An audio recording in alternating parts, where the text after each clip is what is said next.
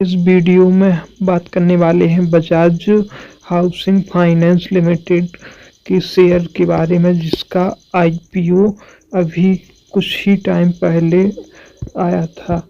IPO आने के बाद जिन लोगों ने बजाज हाउसिंग के शेयर को होल्ड करके रखा है, अब वो लोग सोच रहे हैं कि इसे होल्ड करके रखा जाए या फिर सेल कर दिया जाए।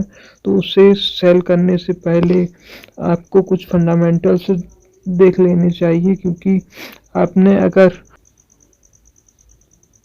100+ पे बाय किया है तो आप क्या करना चाहिए, और 100 के पहले ही आपने बाय कर लिया है तो आपको अब क्या करना चाहिए, उसे समझने से पहले अब और आगे क्या टारगेट रहने वाला है वो भी हम समझेंगे इस वीडियो में। उससे पहले आपको फंडामेंटल समझने होंगे। उसके लिए सबसे पहले टोटल आईपीओ साइज समझते हैं।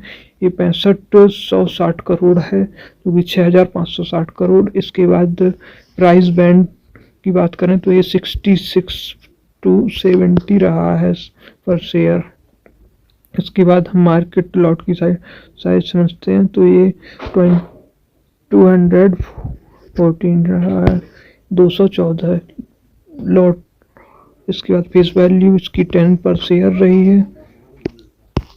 इसके बाद हम कुछ और इम्पोर्टेंट पॉइंट्स हैं उनको समझते हैं, जो कि फंडामेंटल में मेन रहते हैं, वो चाहे बैलेंस शीट को समझना हो।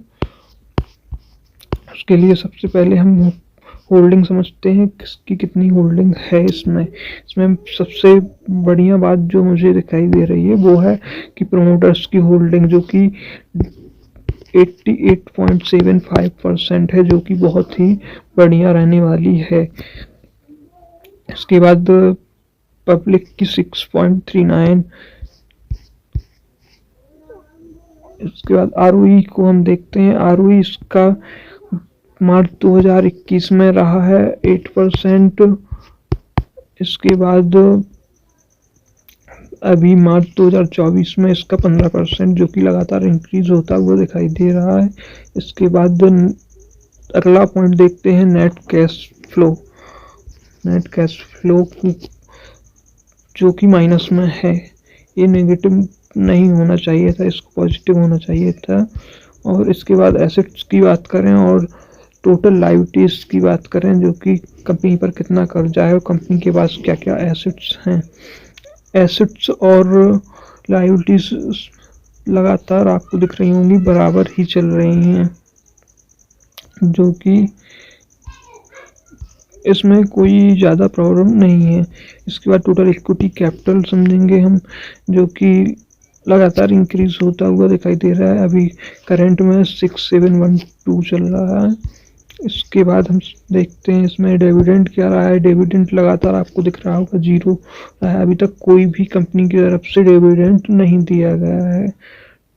इसका प्रॉफिट रेशियो क्या रहा है। प्रॉफिट 26% टैक्स रहा, 26 पर अभी 20 रहा है। इसमें प्रॉफिट बिफोर टैक्स लगातार इंक्रीज होता हुआ दिखाई दे रहा होगा, जो कि 613 और 960। इसके बाद 17002161 तो लगातार इंक्रीज होता हुआ दिखाई दे रहा है। इसके बाद हम फाइनेंशियल प्रॉफिट की बात करें तो फाइनेंशियल प्रॉफिट भी इसका लगातार इंक्रीज हुआ है, जो कि आप देख पा रहे होंगे 82201 रहा है। के बाद रेवेन्यू की बात करें, जो कि रेवेन्यू बहुत ही ज़रूरी होता है कंपनी के बारे में जानना, वो भी आपको दिख रहा होगा कि यहाँ से यहाँ पर इंक्रीज हुआ, यहाँ से 5665 से 7617, तो ये भी लगातार इंक्रीज होता हुआ दिखा रहा है।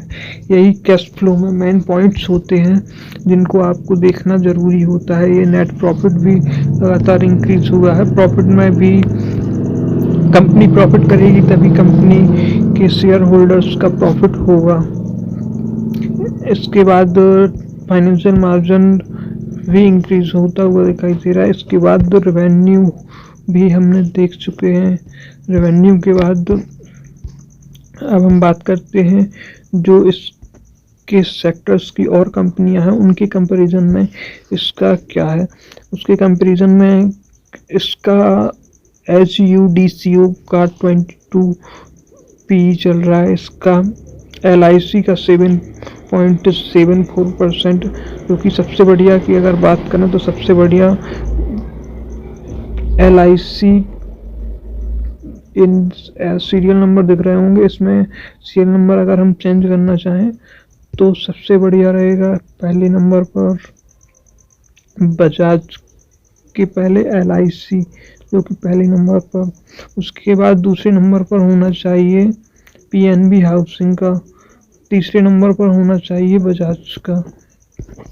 क्योंकि यहाँ पर पी रेशियो भी आप देख पा रहे होंगे जो लगातार आपको इंक्रीज होता हुआ दिखाई दे रहा है।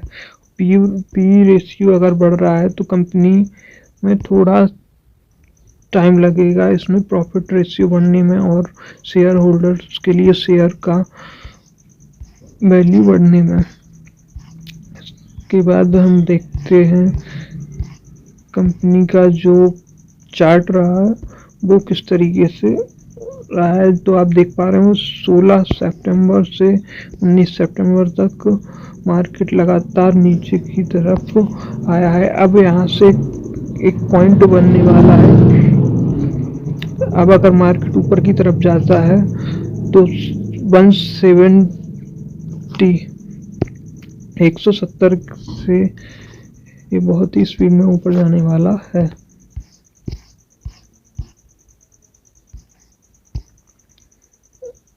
अब स्टॉक के बारे में थोड़ा और समझ लेते हैं। ROE, ROC, dividend, book value, stock P आपने देख लिया 780.7, जो कि बहुत ही ज़्यादा बढ़ता हुआ दिखाई दे रहा है। इसके बाद अगर पी कम होता है तो आप बाय कीजिए, वरना आप थोड़ा और टाइम दे सकते हैं, क्योंकि इसमें आप अगर लॉन्ग टर्म के लिए होल्ड करने वाले हैं तो आप बाय कर सकते हैं, वरना आप अभी थोड़ा और टाइम दीजिए, इसके बाद आप बाय कीजिए।